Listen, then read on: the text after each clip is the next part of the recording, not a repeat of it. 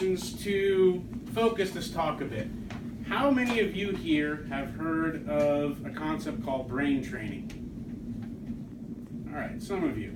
Have any of you used any brain training programs or applications like Luminosity, Brain HQ? Okay, we got one, we got two. Okay.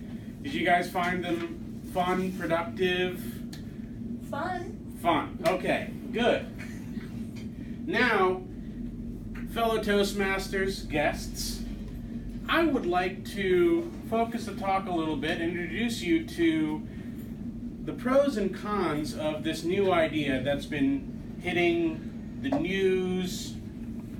You probably have seen it on TV, many other places, and it's the idea of brain training. The idea is basically this. We've got this brain, and maybe just like we can, train our biceps and work our quads, we can work our brain. Now, how would we work our brain? We need exercises.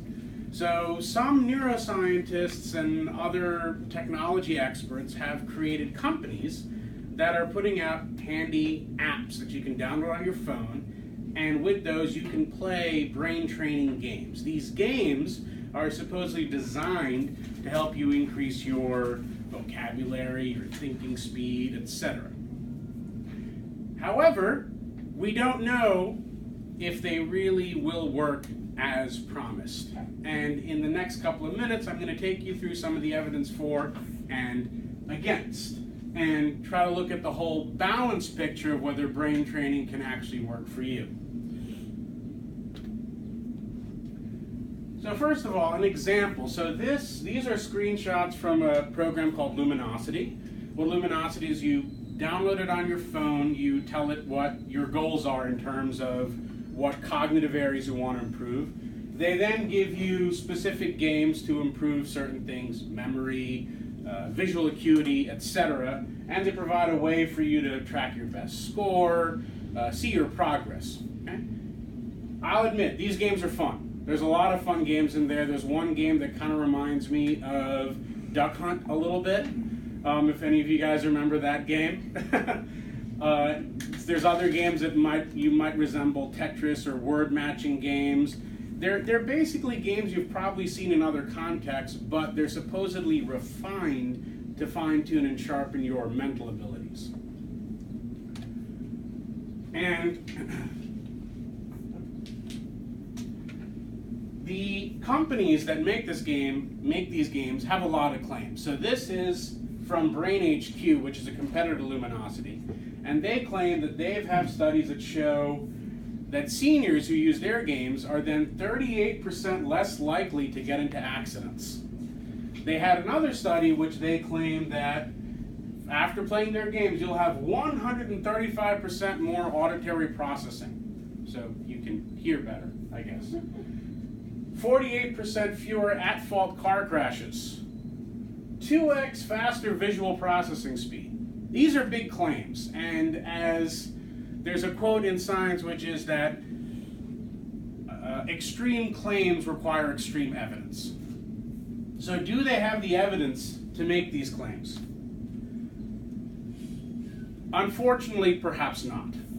And a couple of years ago, a team of neuroscientists, there was about 50 or 60 neuroscientists and scientists that signed a statement, basically saying that they didn't feel that these brain training companies had sufficient evidence to claim that their games actually improve cognitive function. And that's essentially what they said. There is no compelling scientific evidence.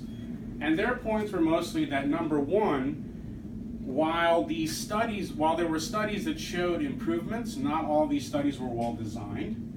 Number two, while the studies that did show brain improvements that were well designed were accurate, it is possibly not the case that getting better at a Luminosity game will actually translate to being better at everything else. You'll be much better at the Luminosity game or that Brain HQ game, but it may or may not translate. And number three, that there hasn't been enough research and enough detailed, control versus a treatment group, double-blind type studies to really say, without a doubt or with enough, scientific accuracy, that these games do have some specific improvement. And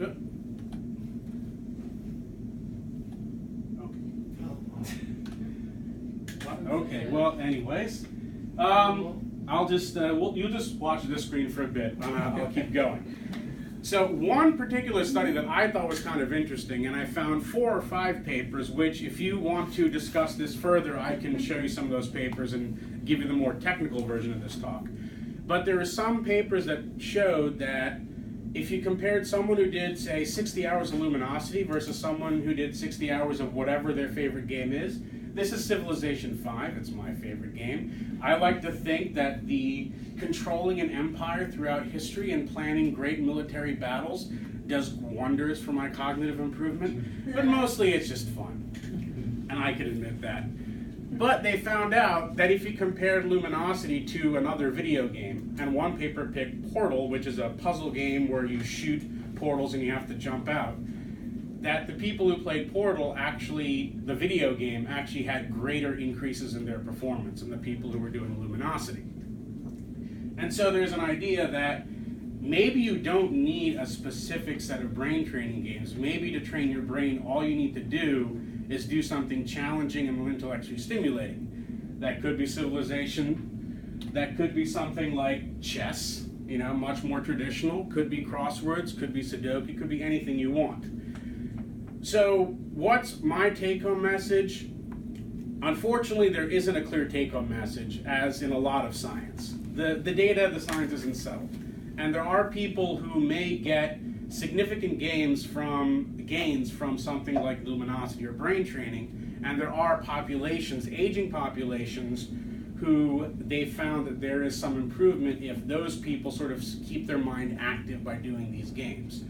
But the research shows that it may not be a consistent effect, and it may not be any more than your favorite game. So if you want to train your brain, the only suggestion I have is pick something you enjoy doing, do it a lot, and if you think it helps you increase your vocabulary, increase your reaction time, increase your visual acuity, go for it. All right? And that's all.